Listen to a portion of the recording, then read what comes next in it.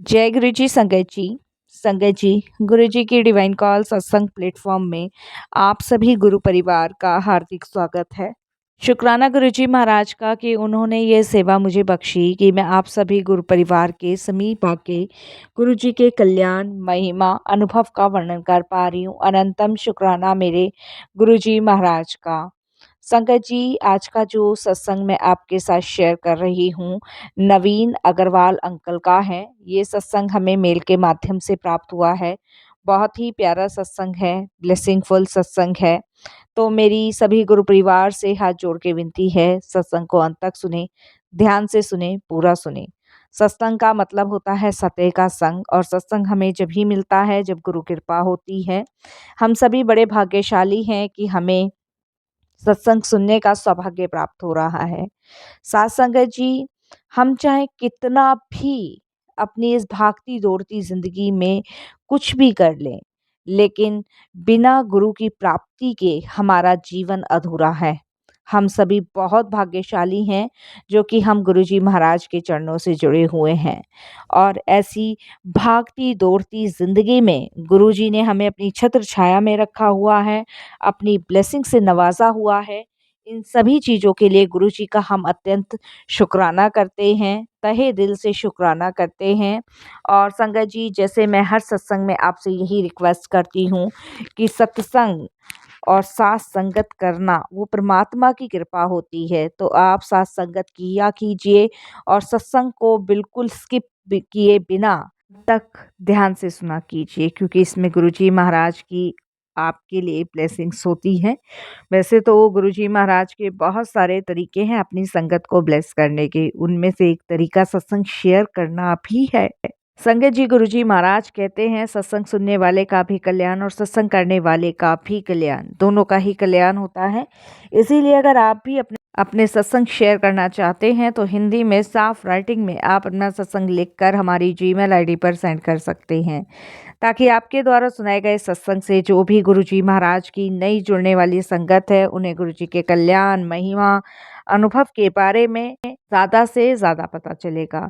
सत्संग आपको पसंद आता है तो आप इसको लाइक कीजिए, सब्सक्राइब कीजिए चैनल को, और ज़्यादा से ज़्यादा संगत में शेयर कीजिएगा, और बेल आइकन दबाना बिल्कुल नहीं भूलिएगा। जब भी कोई लेटेस्ट सत्संग आएगा उसका नोटिफिकेशन सबसे पहले आपके पास आएगा। तो चलिए संगत जी, चलते हैं नवीन अग्रवाल अंकल के सत्संग की ओर। सत्संग शुरू करने से पहले करते हैं गुरु जी का मंत्र जाप। ओम नमः शिवाय, शिव जी सदा सहाय। ओम नमः शिवाय, गुरु जी सदा सहाय। जय गुरु जी। संगत जी, मेरा नाम नवीन अग्रवाल है और मैं गाजियाबाद का रहने वाला हूँ। ये मेरा शुक्राना सत्संग है, तो मैं अनंतम शुक्राना करता हूँ गुरु जी का कि ये मौका, ये कृपा उन्होंने मुझ पे बरसाई कि आज मैं सत्संग शेयर कर रहा हूँ। बहुत बहुत शुक्राना। संगत जी, गुरुजी से जुड़े हुए मुझे ज़्यादा टाइम नहीं हुआ है। 2023 में मैं गुरुजी महाराज से जुड़ा हूँ, और गुरुजी के जुड़ने से पहले मैं अपनी जर्नी शेयर करूँगा, और फिर कैसे गुरुजी ने मेरा कल्याण किया, कैसे मुझे ब्लेस किया, वो भी मैं आपके साथ शेयर करूँगा। तो कोई भूल चूक होती है तो साथ संगत जी क्षमा कीजिएगा। मंत्र जाप से मैं गुरुजी के अपना सत्संग शुरू करता हूँ। ओम नमः शिवाय, शिव जी सदा सहाय। ओम नमः शिवाय, गुरु जी सदा सहाय। संगत जी, मैं गुरु जी से 2023 में अपनी बुआ जी की बहू के माध्यम से जुड़ा था। मैं गुरु जी के बारे में बिल्कुल भी नहीं जानता था। मैं नोएडा की एक एक्सपोर्ट कंपनी में जॉब करता हूँ। मैंने कभी गुरु जी के बारे में सुना नहीं था, ना ही जाना था, और ना ही संगत जी कभी देखा था। हालाँकि मैं संगत जी, मेरी जो बुआ जी की बहू है, वो बहुत मानते थे गुरुजी को। और देखिए गुरुजी कहाँ से कहाँ कैसे-कैसे कड़ियाँ जोड़ते हैं, ये तो गुरुजी ही जानते हैं संगत जी। और हमें कुछ भी नहीं पता होता, जब गुरुजी ने हमारा कल्याण करना होता है, अपने से जोड़ना होता है, तो कोई ना कोई माध्यम, कोई ना कोई रास्ता बनाते चले जाते हैं। और शायद मेरे लिए भी गुरुजी ने ये कड़ी, ये रास्ता बनाया, इसके लिए गुरुजी का तहे दिल से मैं शुक्राना करता हूँ। कि अगर सोचिए संगत जी, एक भगवान अगर अपने भक्त के लिए इतना सोच रहा है, तो एक भक्त का भी फ़र्ज़ बनता है कि वो अपने गुरु के दिए हुए निर्देश का पालन करे और पूर्ण समर्पण करे। तो ये तो मुझे नहीं पता कि मेरा पूर्ण समर्पण गुरुजी के प्रति हुआ है कि नहीं हुआ है, ये तो गुरुजी महाराज ही जाने। लेकिन मेरी कोशिश संगत जी हमेशा यही रहती है कि मैं अपने गुरु पिता को पूर्ण समर्पण कर पाऊँ, उनके दिए हुए निर्देश का पालन कर पाऊँ। मैं एक बहुत सीधा-साधा इंसान हूँ संगत जी, मेरे 2 बच्चे हैं और 1 बेटा है, 1 बेटी है, वाइफ़ स्कूल टीचर है। बट संगत जी मेरी लाइफ में सबसे बड़ा जो मेरे जीवन की गलती है वो यही है कि मैंने अपनी वाइफ राधा से शादी करी। मेरी लाइफ की संगत जी सबसे बड़ी मिस्टेक है। ख़ैर संगत जी वो भी सब देखा जाए, जब मेरी शादी हुई थी तब संगत जी शादी का मतलब क्या होता है संगत जी, एक हस्बैंड अपनी वाइफ़ को समझे, एक वाइफ़ अपने हस्बैंड को समझे। अगर दोनों की सोच अगर वो अपनी समझदारी से काम ले तो पूरे घर को हैंडल कर सकते हैं। बट संगत जी मेरी वाइफ़ ने कभी भी अपनी समझदारी नहीं दिखाई और ना ही संगत जी उसने कभी अपनी समझदारी से काम लिया।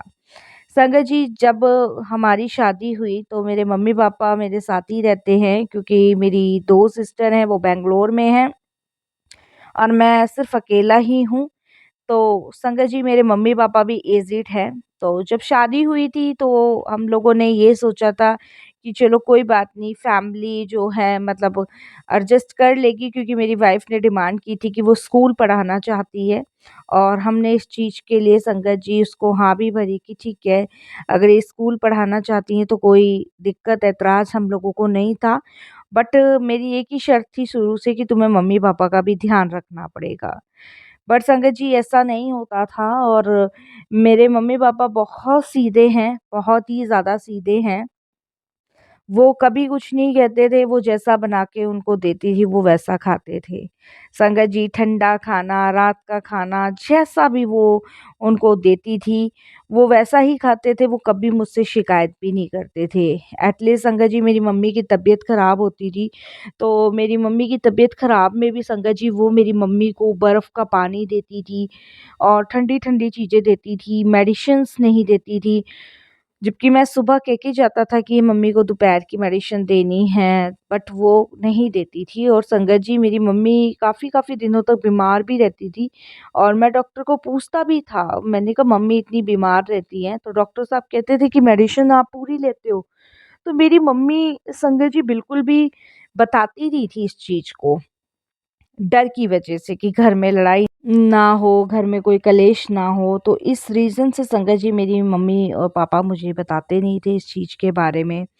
और 2 बच्चे थे, वो भी अपनी मदर के कहने पे ही चलते थे संगत जी।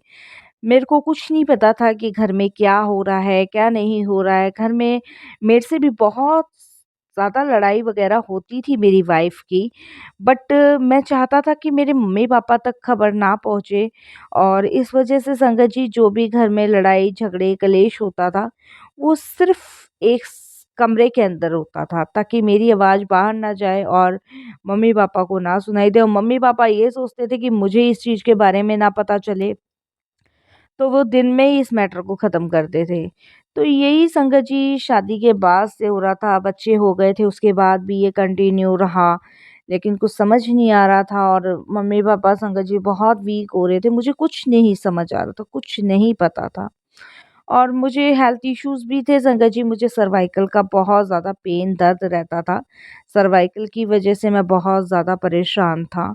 बट ठीक है, परेशान था और मैं अपनी परेशानी किसी से ज़ाहिर भी नहीं करता था, बताता भी नहीं था। उसका सबसे बड़ा कारण यही था कि मम्मी-पापा परेशान ना हों, घर में किसी को तकलीफ़ ना हो और मैं संगत जी आपको बताऊँ मैं अपनी वाइफ़ को जो था मंथली 15,000 रुपए खर्चे के लिए देता था कि घर के खर्चे वग़ैरह के लिए मैंने उसे पैसे दिए और जितना भी मैंने कभी आज तक उससे हिसाब नहीं लिया।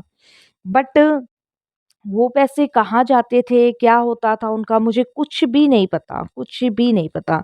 लेकिन एक टाइम संगत जी ऐसा आता है कि एक हस्बैंड को पैसों की ज़रूरत पड़ती है तो वो सोचता है कि वाइफ़ ने कुछ सेविंग की होगी। तो मैंने भी संगत जी उससे एक दिन ऐसे ही बोला, मैंने कहा मुझे पैसों की ज़रूरत है, अगर तुम्हारे पास है तो दे दो। तो उसने मुझे कहा कि नहीं, मेरे पास कोई पैसे नहीं है। तो मैंने कहा ठीक है, कोई बात नहीं। तो कुछ समय ऐसे ही गुज़र गया संगत जी, मुझे लगा कि भई घर में खर्च हो जाते होंगे। तो एक बार संगत जी मैंने उसको फिर से पैसे दिए खर्चे के लिए, और मेरे पास कहीं से कुछ एक्स्ट्रा पैसे आए थे, तो वो भी मैंने अपनी वाइफ़ को रखने को दिए, कि मैंने कहा तुम ये भी रख लो, और जब मुझे ज़रूरत होगी तो मैं आपसे ले लूँगा। संगत जी उसने दोनों पैसे खर्च कर दिए, और जब जिस टाइम मुझे ज़रूरत पड़ी तो उस समय उसने मना कर दिया। और वो पैसे जाते कहाँ थे? वो सिर्फ़ अपने फैमिली वाले, अपने पीहर वालों पे ही वो पैसे खर्च करती थी। ना बच्चों पे होते थे, ना मम्मी-पापा पे, ना किसी पे नहीं, सिर्फ़ अपनी फैमिली में वो पैसे वो खर्च करती थी, भिजवाती थी अपने भाई-भाभी, अपने मम्मी-पापा के लिए। मैं संगत जी इस चीज़ के बिल्कुल अगेंस्ट नहीं था, बिल्कुल भी अगेंस्ट नहीं था, पर मेरा मानना ये था कि आप उधर की फैमिली को भी देख रहे हो तो इधर की फैमिली को भी देखो, और इस समय आपके हस्बैंड को इतनी अर्जेंट ज़रूरत है और वो आपको रखने के लिए दिए थे, आपने वो पैसे उठा के अपने भाई को दे दिए। जब उन्होंने मुझे बोला कि तुम मेरे फैमिली से चिढ़ते हो, ये है, तो इस बात पे बहुत कलेश हुई, बहुत कलेश हुई। और संगत जी इतनी ज़्यादा कलेश हुई कि उसने संगत जी अपने घर जाने का फ़ैसला लिया। उसने अपने दोनों बच्चे लिए, और बहुत ज़्यादा कलेश करने के बाद संगत जी, और मम्मी उसे रोकती रह गई, और संगत जी अब जैसे भी समझ लीजिए उसने मम्मी को धक्का दिया या कैसे भी समझ लीजिए, और मम्मी का जो सर था वो संगत जी दीवार पे जाके लगा, और वो अपना बैग उठा के दोनों बच्चों को लेके संगत जी वो अपने मायके चली गई। संगत जी मम्मी को मैं सीधे डॉक्टर के पास लेके गया, और मम्मी के संगत जी 7 टाँके आए सर में, बट उसको कोई फ़िक्र नहीं, कोई फ़र्क नहीं। इधर मम्मी-पापा संगत जी परेशान थे, मम्मी 4-5 दिन हॉस्पिटल में एडमिट रही। मम्मी-पापा बहुत परेशान थे कि ये क्या हो गया? अच्छा खिलता-खिलता घर खराब हो गया, जबकि संगत जी उन लोगों ने मुझे आज तक नहीं बताया कि वो कितने दर्द में जी रहे थे, कितनी परेशानियाँ झेल रहे थे। उन्होंने बिल्कुल भी मुझे नहीं बताया, और ना ही संगत जी मैंने आज तक उनको बताया कि मेरे साथ क्या-क्या हो रहा था एक बंद कमरे के अंदर। कभी मतलब हम लोगों ने आपस में डिस्कशन नहीं किया।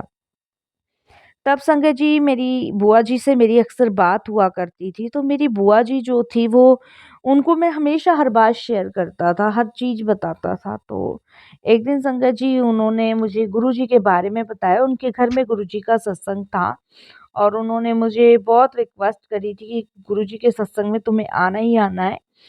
तो मैंने संगत जी उस टाइम मना किया कि नहीं, मैं नहीं आना चाहता गुरुजी के सत्संग में।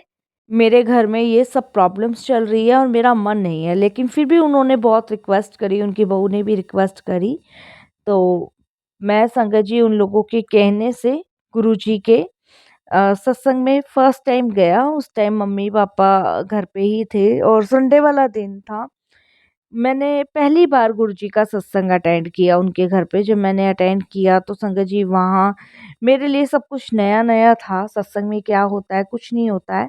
और मन ही मन संगत जी मैं वहाँ बैठ के गुरुजी महाराज से सिर्फ़ मन ही मन ये अरदास कर रहा था कि गुरुजी आप जो भी हो मुझे नहीं पता, मैं पहली बार आपके सत्संग में आया हूँ। यहाँ आके मुझे बहुत शांति मिल रही है, अच्छा लग रहा है, सुकून मिला है मुझे। लेकिन गुरुजी मेरे घर में जो भी चल रहा है ना, आप उसको प्लीज़ जल्द से जल्द ख़त्म करवा दो।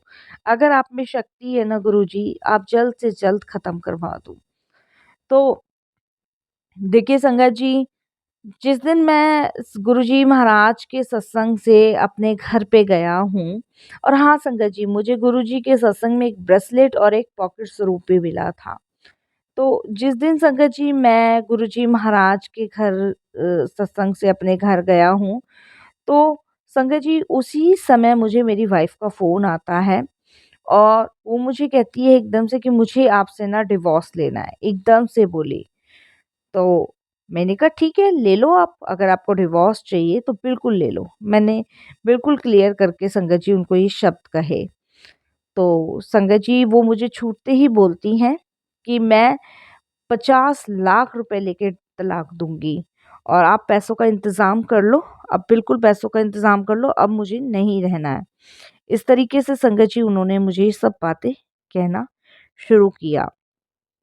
फ़ोन पे भी संगत जी बहुत कुछ हुआ हमारे बीच में, बहुत बातें हुई, बहुत कहा-सुनी हुई और वो जो पॉकेट स्वरूप था, वो जो लॉकेट स्वरूप था, संगत जी वो मैंने अपनी पॉकेट में डाल रखा था और संगत जी मैं परेशान था, बहुत टेंशन में था उस दिन, बहुत ज़्यादा टेंशन में था और मेरे चेहरे से मेरी मदर ने भाँप लिया था कि कुछ ना कुछ प्रॉब्लम ज़रूर है। तो उन्होंने मुझे कहा कि, "तू चिंता मत कर, भगवान सब सही करेगा।" संगत जी, उसके बाद मैं इन्हीं उलझनों में था क्योंकि वो लोग वकील कर रहे थे और बार-बार मुझे नोटिस भिजवाया उन्होंने डिवोर्स के लिए। अब सोचिए संगत जी कैसी परिस्थिति रही होगी।